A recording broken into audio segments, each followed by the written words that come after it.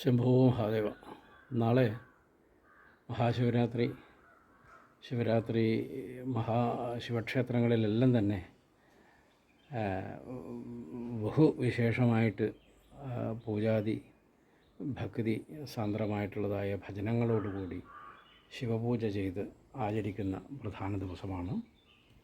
മനുഷ്യൻ്റെ നിദ്ര ഭാവങ്ങളിൽ നിന്ന് മനുഷ്യൻ തൻ്റെ പരിസര പ്രകൃതിയിൽ ജിജ്ഞാസുവായിട്ടുള്ളതായ ആ ജാഗ്രത് അവസ്ഥയെ പ്രാപിക്കുന്നതിന് വേണ്ടി, ജാഗരൂകമാകുന്നതിന് വേണ്ടി, ഇംഗ്ലീഷിൽ പറഞ്ഞാൽ ഒരു തരം അലർട്ട് എന്ന് പറയാറില്ലേ, ഒരു പ്രത്യേക അവസ്ഥ. ആ അവസ്ഥയിൽ ചിന്തിക്കേണ്ട നമ്മളെ സമൂഹത്തിലുണ്ടാകുന്ന ആസുരഭാവങ്ങളെ, ദുർദോഷങ്ങളെ എല്ലാം തന്നെ നമുക്ക് നിശേഷം അകറ്റുന്നതിനും നമ്മളിലേക്ക് കടന്നു വരുന്ന ആസുരദോഷങ്ങളെ അകറ്റി നിൽക്കുന്നതിനും നാം ജാഗരൂകരാകുന്നതിൻ്റെതായ ഒരു ലക്ഷണമാണ് അല്ലെങ്കിൽ ദിവസമാണ് ശിവരാത്രി. ആ കാളകൂടം വിഷം എന്ന സങ്കല്പം തന്നെ ഈ പ്രകൃതിയിൽ മാനവരാശിയിൽ ഉണ്ടാകുന്നതായ ദോഷങ്ങളുടെ ഒരു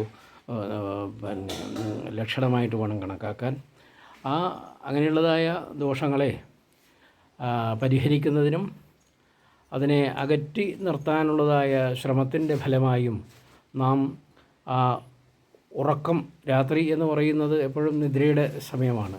എന്നാൽ ആ നിദ്രയുടെ സമയത്തിൽ നിന്ന് നമുക്ക് നിദ്രയെ വഹിക്കാതെ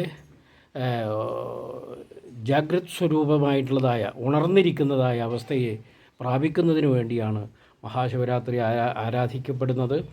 ദേവ സാന്നിധ്യത്തിൽ മഹനീയമായ മഹാദേവ സാന്നിധ്യമാണ് ആചരിക്കപ്പെടുന്നത്. ഭക്തന്മാരെല്ലാവരും തന്നെ വ്രതം നോറ്റ്, അതായത് ഇന്ന് മുതലിപ്പം ഇന്ന് വൈകുന്നേരത്തിന് ശേഷമുള്ളതായ ഭക്ഷണക്രമങ്ങളിൽ തന്നെ നാളത്തെ വ്രതത്തിൻ്റെ ഭക്ഷണ ക്രമീകരണം തുടങ്ങണം. മറ്റന്നാൾ വെളുപ്പിന് ഉദയത്തിന് ശേഷമാണ് ആ വ്രതപാരണ നടക്കുക. ആ വ്രതപാരണ വരെ ആ വ്രതത്തിൻ്റെ ഫലമുണ്ട്. ശിവരാത്രി വ്രതം എല്ലാ വ്രതത്തിലും ഉപരിയാണ്. അതുകൊണ്ട് തന്നെ മഹാശിവരാത്രി വ്രതം എടുക്കുക. ഓം ഹ്രീം നമഃ ശിവായ.